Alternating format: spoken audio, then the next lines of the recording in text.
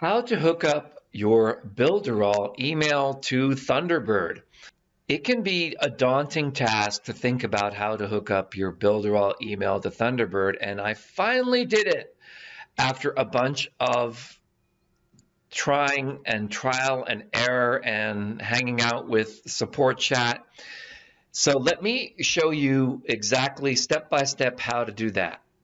The first thing you want to do is, let me simplify the instructions because the instructions that Builderall gives you are a little bit more complicated. So now once you have your professional email set up, there's already tutorials on how to do that, but you have this thing called accessing your webmail, and you want to make sure you can access your webmail first, but you're going to get some error messages, and this is kind of like what your mail looks like. What you want to do is go into the knowledge base, and you want to search for SMTP settings. SMTP settings. SMTP stands for Simple Mail Transport Protocol. And you're going to see what are the SMTP settings for configuring email send and receive on a third-party email client. That will bring you to this document. Okay. Now, it looks a little bit complicated, but it's really not that bad.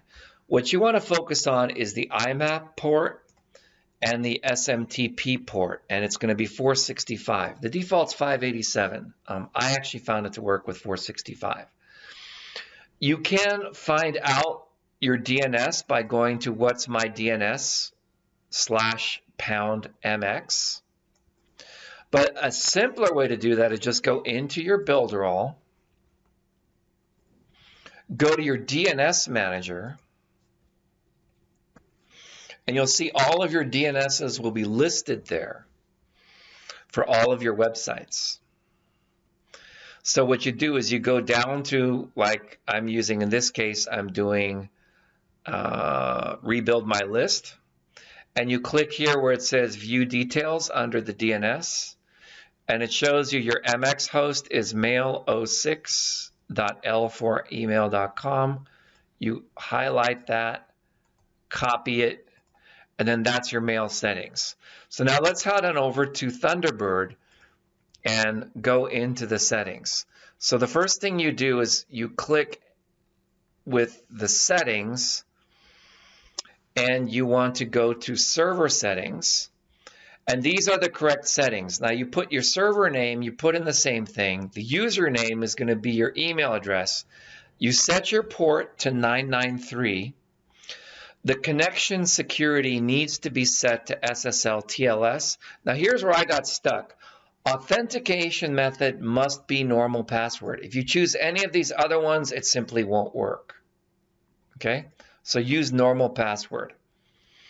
Then you go back to your root settings again, and you click on Edit SMTP Server. Put in the same server name. And again, you're going to do SSL TLS, but the authentication method is going to be normal password. Okay, normal password. Again, I tried these other ones, encrypted password, and these other ones, they just don't work. So then once you have that, you'll be able to connect to your inbox. And so when you're doing bulk emails, you'll actually be able to respond to people. And say, I will not be on your show. Thank you. Help me make the connection. I want to talk with you to the public. Call me, etc. And you'll also see some undeliverables. And there are really cool plugins. That's a subject for another email.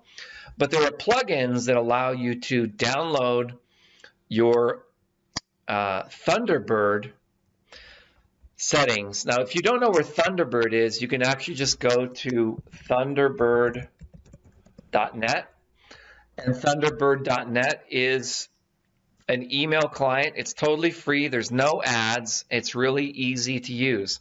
Now, there's one more thing that I would recommend. If you're on Windows, you want to configure custom settings for your folders. You see where it says server settings? Okay, you go to server settings and you go down to local directory. And what I wanted to do was to stick all of the data into a normal folder. If you try to stick them into the default place that's like a protected folder, you'll get an error message because it can't actually read and write to that folder because of the permissions. So I just like to have a local folder, and then it stores all my stuff in there. So that's this video. I hope you got some value from it. But I think this is a really, really great way to manage your email, especially when you're doing mass emails. You sometimes want to reply to people, and let's face it, the webmail, webmail's okay, but I prefer having, a nice, their webmail's pretty nice. It's not that bad. So it's just a matter of your preference. I kind of like having a mail client that I can configure and keep locally on my system, and it's my personal preference. So that's how you hook it up to Thunderbird. Thanks for watching. I'll see you in the next one.